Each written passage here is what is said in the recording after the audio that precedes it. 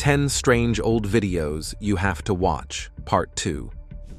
Welcome to today's video, where we'll examine some of the most bizarre historical images that you've probably never seen before. These images, which range from the genuinely spooky to the implausible, provide an intriguing look into the past and the bizarre occasions that have shaped our world. Prepare to be amazed by 10 of the strange old videos you have to watch. They will change your view of the past. Number 1. Children shipped by mail. It may surprise you to learn that there was a period in American history when children could be sent letters via the USPS. Upon its formal launch in January 1913, the USPS parcel post permitted users to send bulky items, including persons, as long as they weighed no more than 11 pounds and were appropriately stamped. The peculiar behavior can be traced back to the fact that the parcel post service was originally intended to transport packages and supplies between rural locations. Some parents sent their kids to school or to visit relatives using the service. Luckily, none of the kids who were sent through the mail suffered any damage upon arrival, and the USPS ended the odd service after around 2 years. The divergent perspectives on child welfare in the early 20th century are reflected in this unique period. Number 2. Whiskey vending machine. A quick and easy way for consumers to purchase a drink, whiskey vending machines used to be a popular sight in bars, train stations, and other public locations. To deliver a pre-mixed drink, users inserted pennies and pressed a button on these machines. One similar device was seen being used by Monica Bays at a trade show in 1960. The device, made by Croydon-based Rollison Air Accessories, pumped out a concoction of soda, water, and whiskey. Despite their novelty, whiskey vending machines eventually went extinct because they were supplanted by more widely used devices that dispensed chocolates, pens, and tea. The image of Monica Bays provides a window into an inventive and occasionally quirky vending machine era in the past. Number 3. Operation Baby Lift. During the last phases of the Vietnam War, in 1975, Operation Baby Lift involved the wholesale evacuation of Vietnamese orphans from Saigon. President Ford, concerned about the safety of the orphans, ordered their evacuation as the South Vietnamese government fell.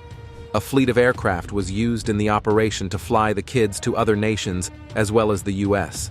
Over 3,000 orphans were saved by the effort, despite the tragic loss of one plane disaster that claimed the lives of 138 individuals, including 78 children. After being brought to makeshift shelters in the U.S., the kids were eventually put in foster homes and adopted by families around the country. Number 4. Mummies for sale.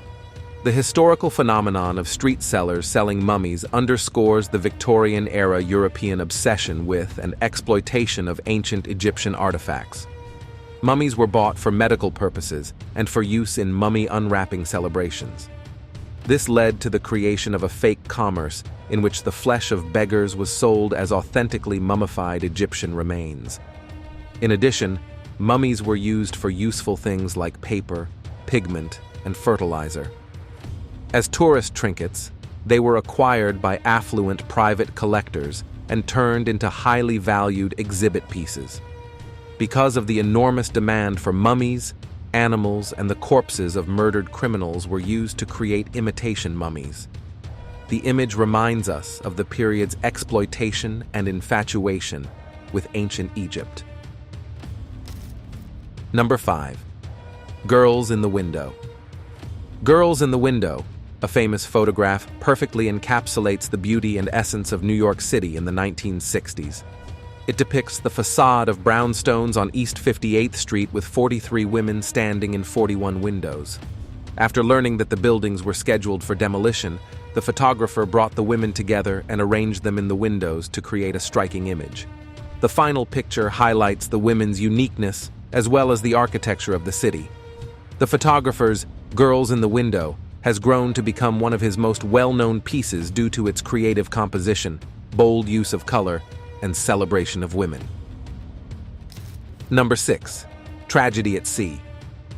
Photographed by Los Angeles Times photographer John Gaunt on April 2, 1954, it depicts the heartbreaking moment when Mr. and Mrs. John McDonald, a young couple, found out that their 19-month-old son, Michael, had been washed out to sea at Hermosa Beach.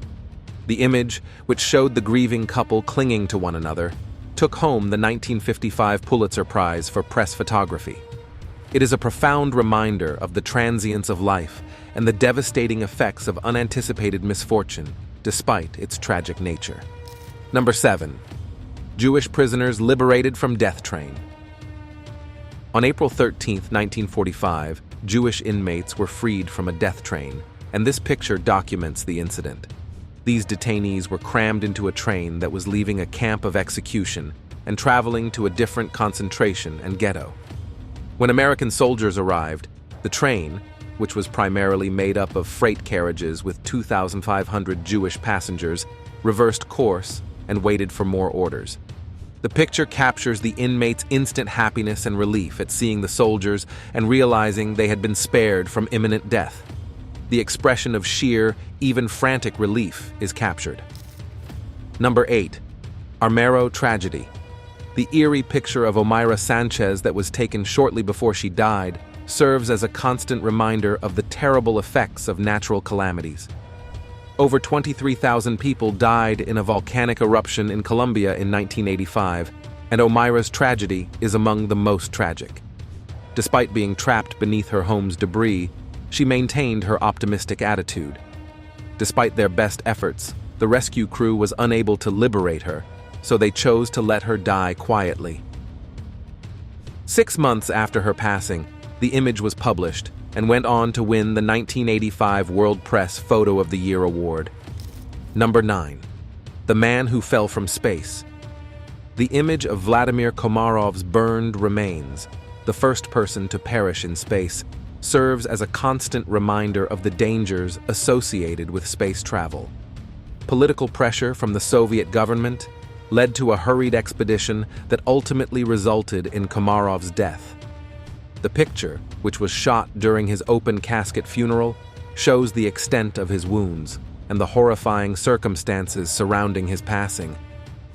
Komarov was aware that his friend Yuri Gagarin would be sent in his place. Therefore, he refused to back down in the face of peril.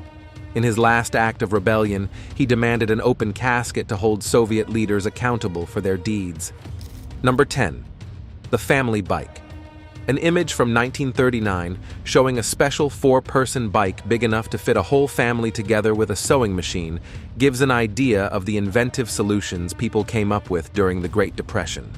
Families were able to ride together and carry their goods on this cycle, which was indicative of the period's financial difficulties and scarce resources. With that said, thanks for watching.